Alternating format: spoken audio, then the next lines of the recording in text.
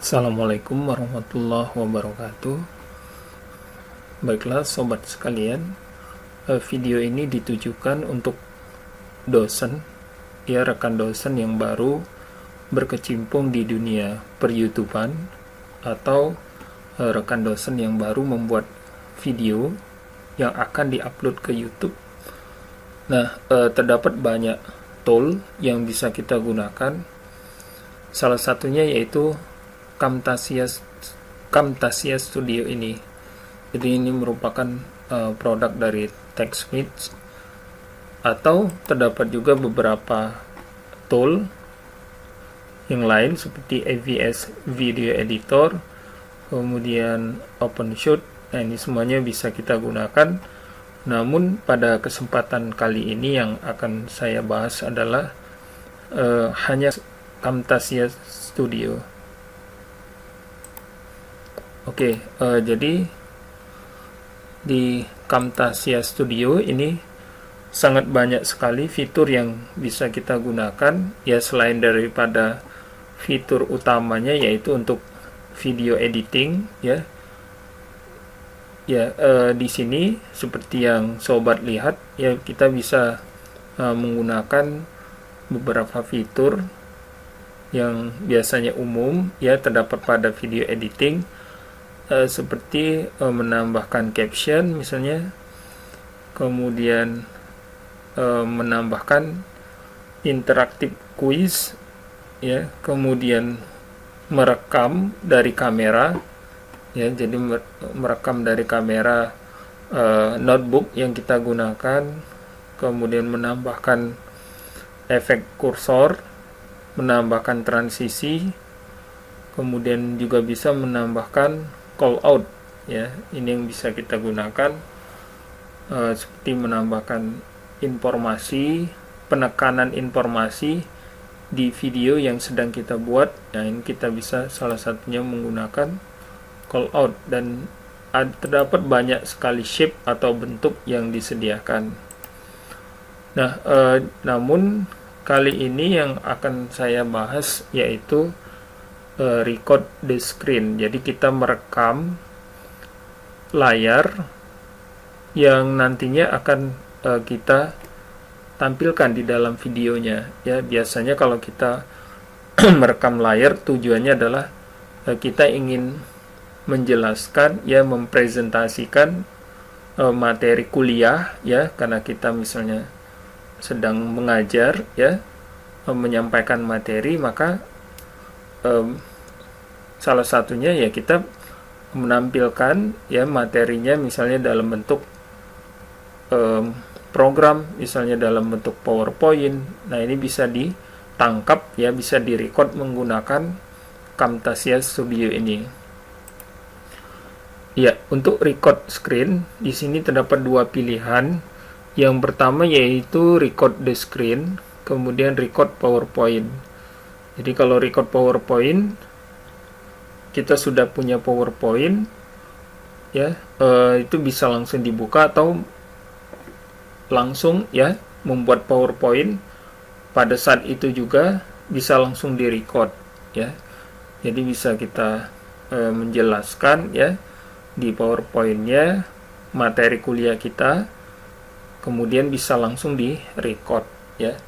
Atau record the screen. Nah, ini lebih luas lagi, ya, jangkauannya, ya, kita bisa merekam apapun aktivitas yang kita lakukan di dalam layar notebooknya, ya.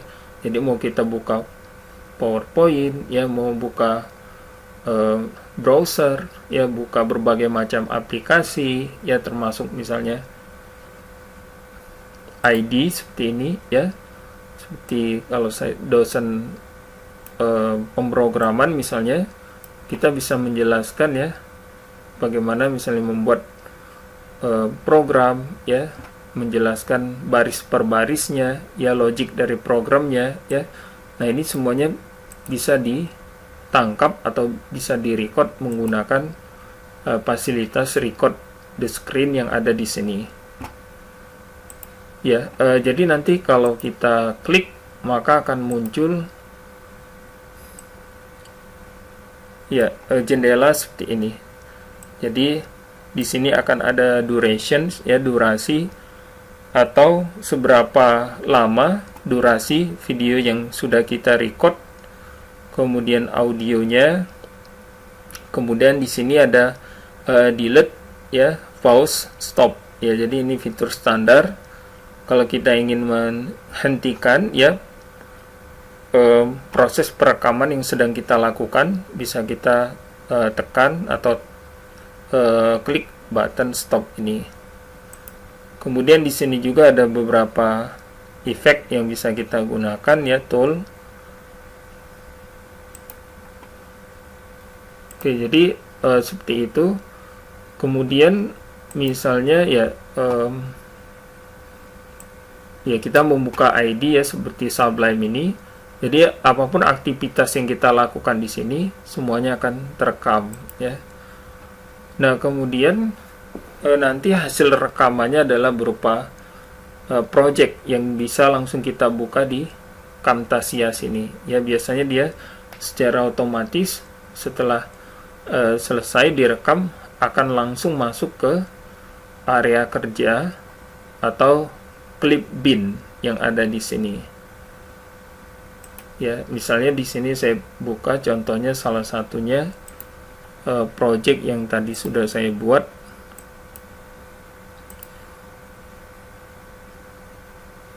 Oke, seperti ini. Ya, kemudian ini bisa kita period dari durasinya bisa kita persempit, ya, sehingga kita bisa melihat tracknya secara keseluruhan, ya.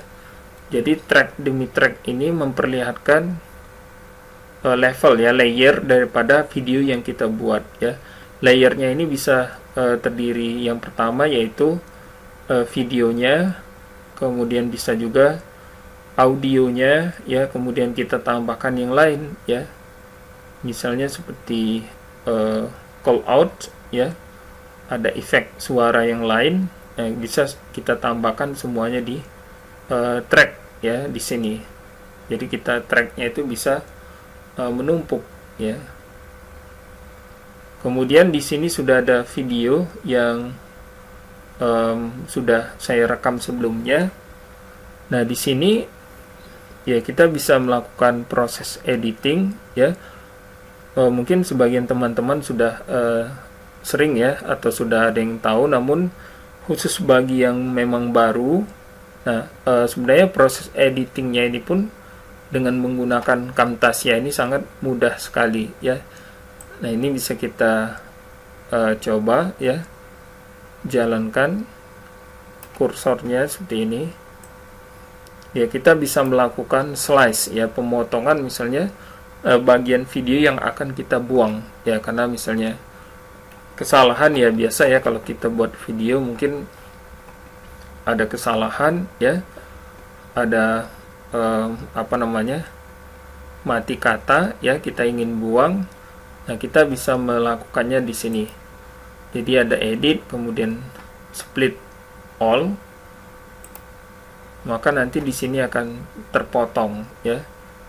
Kemudian bagian yang akan terpotong ini, ya, kita jalankan dulu misalnya seperti ini. Ya, jadi langsung dibuat dari script HTML atau datanya bisa juga kita import dari ternyata kita ini setelah kita dengar, ini ternyata perlu dibuang, ya. Kita bisa men-slide kembali, kemudian bagian yang akan kita buang kita klik dulu seperti ini, kemudian bisa kita langsung mengklik delete, ya, di keyboard.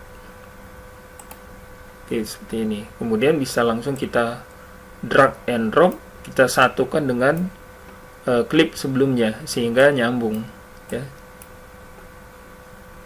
Ya, jadi proses editingnya seperti itu.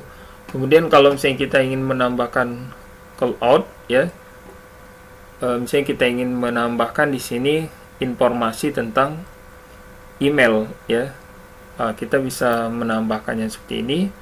Kita taruh dulu di mana posisi yang kita inginkan, kemudian pilih salah satu shape dari call out, simple.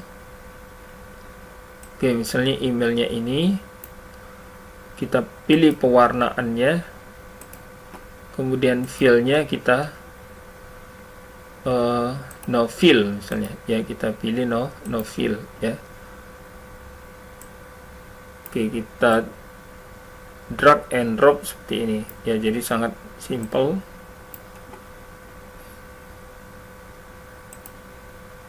Kemudian ya untuk pewarnaan ya bisa kita atur, pilih warna yang paling sesuai yang kita inginkan ya, sesuai kebutuhan.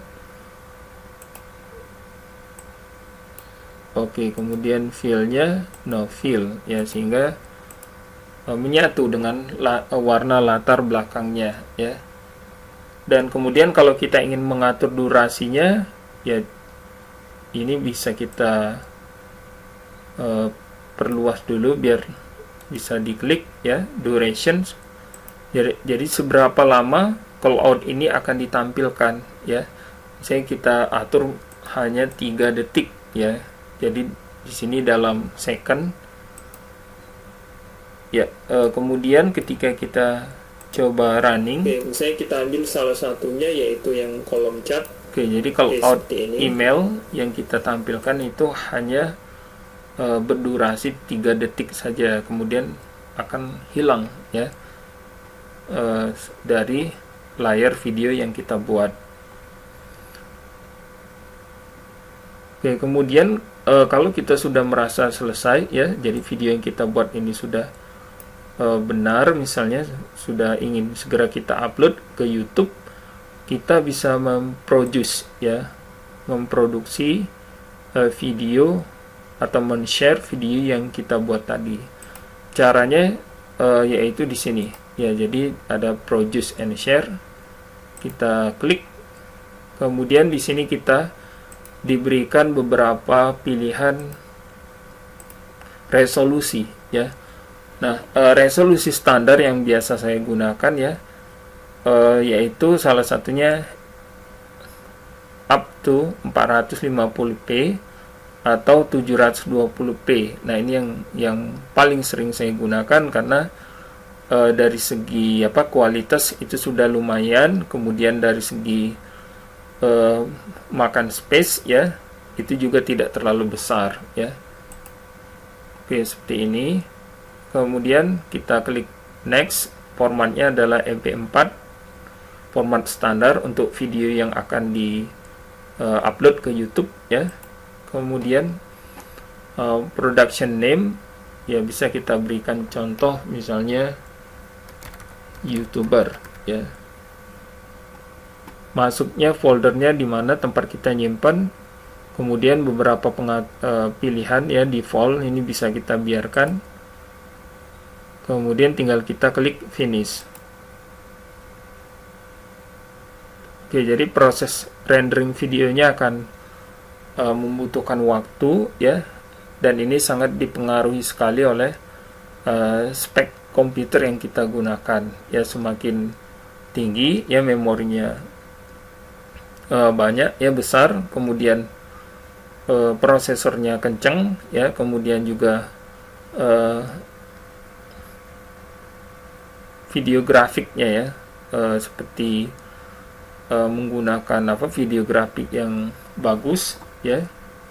Nah, maka proses renderingnya ini akan semakin cepat.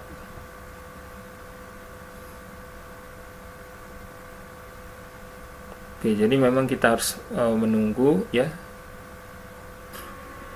Oke, jadi ini langsung saya skip ya biar cepat ya. Kemudian nanti setelah selesai kita rendering ya, videonya sesuai opsional yang kita pilih tadi bisa langsung ditampilkan seperti ini. Bisa kita close, dan di sini terdapat informasi tentang production resultnya. Jadi file yang berhasil kita buat, kemudian durasi, kemudian size atau ukuran dari videonya. Oke, bisa kita klik finish, dan kita bisa kembali ke area kerja atau area kerja dari video editing yang sedang kita lakukan. Oke, mungkin demikian ya sharing tentang bagaimana cara merekam layar, ya, aktivitas pengajaran atau kuliah yang bisa kita berikan, sehingga nanti bisa kita upload ke YouTube dan bisa dilihat oleh mahasiswa. Untuk bagaimana cara mengupload di YouTube, ya, membuat settingnya menjadi public, kemudian membuat thumbnailnya, akan saya bahas di video berikutnya. Terima kasih.